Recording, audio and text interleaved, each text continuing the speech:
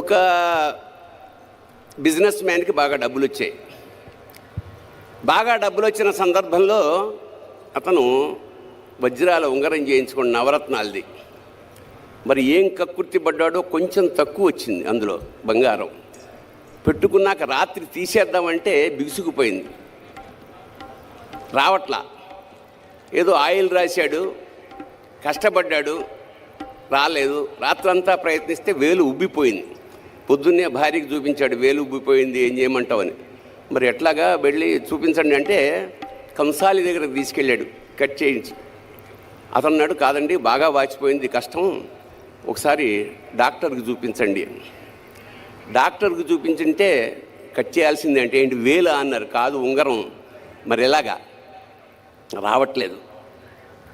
అప్పుడు వాళ్ళ భార్య చెప్పింది, ఒక పని చేద్దామండి, నాకు వెంకటేశ్వర స్వామి అంటే విపరీతమైన భక్తి, ఆయన్ని మొక్కుకోండి, అదే యాజ్ ఇట్ ఈజ్గా వచ్చేస్తుంది అని. సరే, వెంకటేశ్వర స్వామికి మొక్కుకున్నాడు. ఏమని మొక్కుకున్నాడు? స్వామి, ఈ ఉంగరం లూజ్ అయ్యి చచ్చిపోతున్నాను, దీంతో ఇది గనక పడిపోతే వచ్చేస్తే గనక నీకు ఉంగరం యాజ్ ఇట్ ఈజ్గా హుండీలో వేసేస్తాను అన్నాడు. వెంకటేశ్వర స్వామి ఇలాంటి విషయాల్లో చాలా హాయిగా చిరునవ్వు నవ్వుతూ అలాగే అన్నాడు. కట్ చేస్తే నెక్స్ట్ డే కల్లా వాపు తగ్గిపోయి ఉంగరం వచ్చేసింది. చెప్పాను నేను, వెంకటేశ్వర స్వామిని నమ్ముకుంటే ఎలా ఉంటుందో అని. వెంటనే తిరుపతి ప్రయాణం అయ్యారు వీళ్ళు. తీరా అక్కడికి వెళ్ళేసరికి పేపర్లో గుండె పగిలే వార్త ఏమిటంటే బంగారం ధర అమాంతంగా 100 రెట్లు పెరిగిపోయింది. అంటే ఇప్పుడు 50,000 ఉన్నది 5 లక్షలు అయింది అనుకోండి. ఇంత డబ్బు ఉంగరం వేస్తానన్నాను, ఇదేమిటిది అని చెప్పి అతను వెంకటేశ్వర స్వామితో మళ్ళీ ఒక కాంట్రాక్ట్ ఒప్పుకున్నాడు. స్వామి, నేను ఉంగరం వేస్తానన్నది లాస్ట్ మంతు, అప్పుడు బంగారం ధర ఇంతే ఉంది, ఇప్పుడు దానికి నీకు సంబంధం లేదు, అంచేత అప్పుడు దాని ఖరీదు 50,000 రూపాయలు కాబట్టి ఆ 50,000 వేసేస్తాను అని 50,000 పొట్లం కట్టి ఓం గోవిందా గోవిందా అని హుండీలో ఆ డబ్బులు వేసేసాడు. దాంతోపాటు ఉంగరం కూడా పడిపోయింది.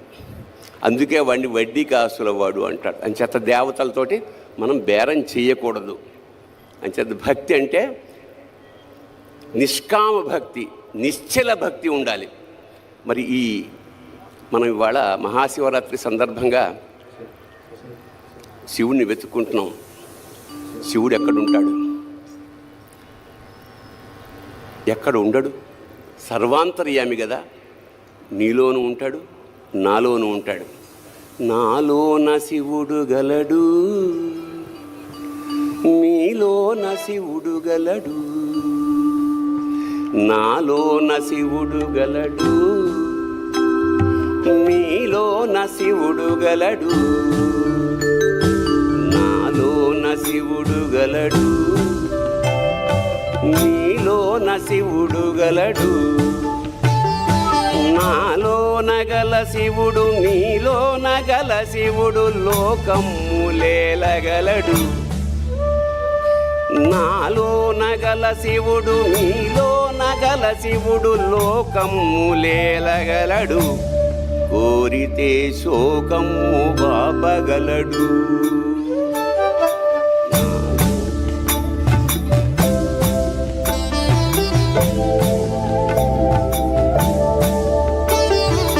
నాలోన శివుడు గలడు,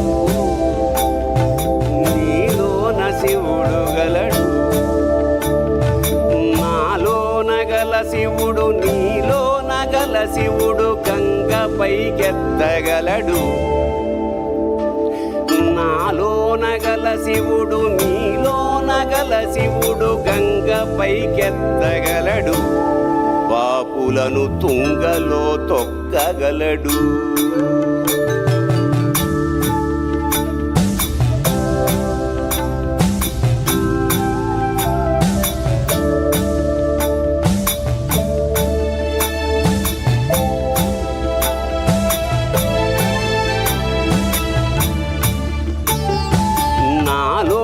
గల శివుడు నీలోన గల శివుడు ఒక కన్ను తెరవగలడు,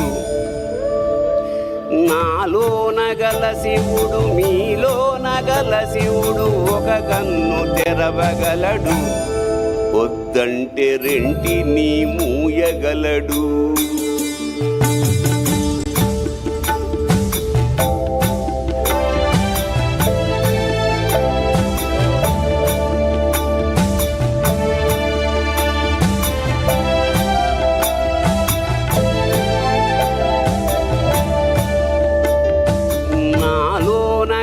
శివుడు నీలోన గల శివుడు సగము పంచియగలడు, నాలోన గల శివుడు నీలోన గల శివుడు సగము పంచియగలడు, తిక్కతో అసలు తుంచేయగలడు.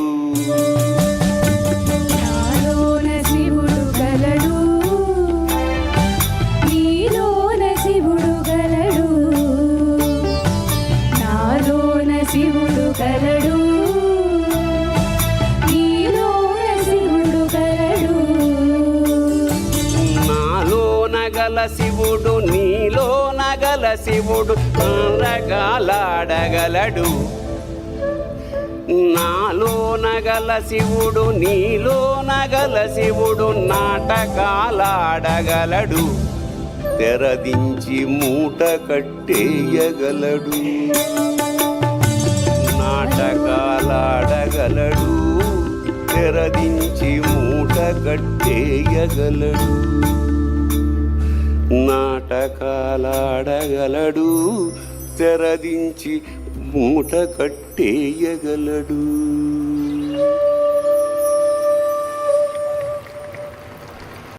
మహాశివరాత్రి పర్వదిన సందర్భంగా విచ్చేసిన అశేష భక్తులందరికీ నమస్కారాలు తెలియజేసుకుంటూ, ఇక్కడికి విచ్చేసిన మన ప్రియతమ ముఖ్యమంత్రి నారా చంద్రబాబు నాయుడు గారికి మనస్ఫూర్తిగా నమస్కారాలు చేసుకుంటూ, ఇవాళ మహాశివరాత్రి. శివరాత్రి ప్రతి నెల వస్తుంది, దాని పేరు మాస శివరాత్రి. ఏడాదికి ఒక్కసారి వచ్చేదే మహాశివరాత్రి. ఈ మహాశివరాత్రి సందర్భంగా ఆ పరమేశ్వరుడు మహానందపడుతున్నాడు. కారణం ఏమిటంటే, శివుడు ఇవాళ చంద్రబాబు గారిని ధరించి చంద్రశేఖరుడయ్యాడు. శిఖ మీద ధరించాడు కాబట్టి చంద్రశేఖరుడు. అలాంటి ఇవాళ తెలుగు జాతంతా గర్వపడేలాగా భవిష్యత్ నిర్దేశనం చేస్తున్న ఆ మంత్రి మండలందరికీ చాలా ఆనందంగాను గర్వంగాను నమస్కారం చేసుకుంటూ, సామాన్య స్థాయి నుంచి ఇవాళ అంచెలంచెలుగా ఎదుగుతూ ఒక మహావటవృక్షంలా తయారైన వంశీకృష్ణ గారికి నిజంగా అభినందనలు తెలియజేస్తూ, ఇవాళ ఇంత మహాసభని ఏర్పాటు చేయగలిగారు. అలాగే